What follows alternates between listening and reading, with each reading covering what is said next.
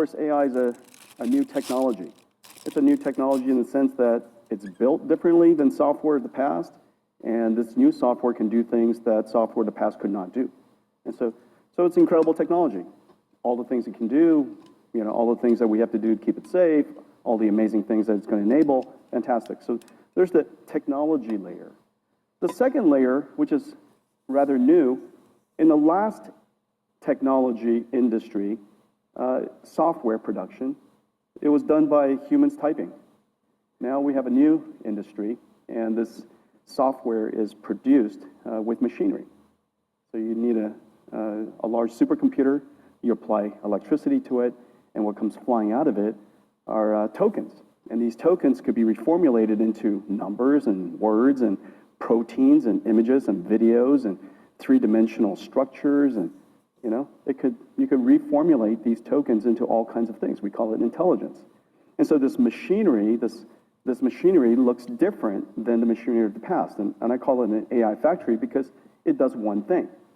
Every single day it's producing tokens. And the layer above that is infrastructural.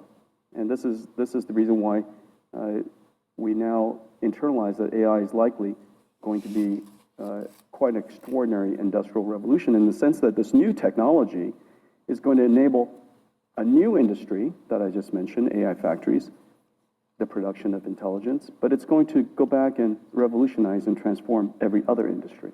And so all of these tokens are going to go into healthcare and education. One of my favorites is education. I use it every day for education.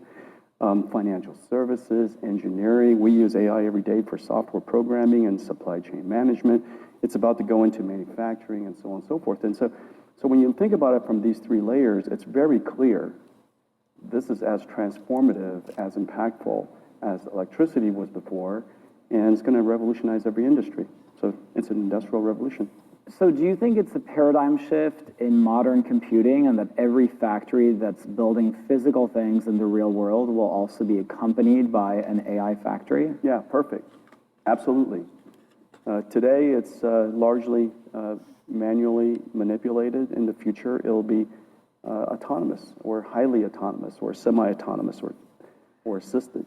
And when it becomes autonomous, then it'll be software defined. And so you're going to have to produce those tokens, those software that feeds that tractor. And so in the future, every company that builds things will have a factory that builds the things that they sell, and then they'll have another factory that builds and produces the AI that runs on that thing that they sell. And so it's very clear when you look at car companies. Today's car companies largely make cars, but it's very clear that in 10 years' time, 你可以选择做一个相对劫匪，也可以选择做相对护卫。在这款游戏里，杀怪绝。Every car company will also produce the tokens that runs in those cars.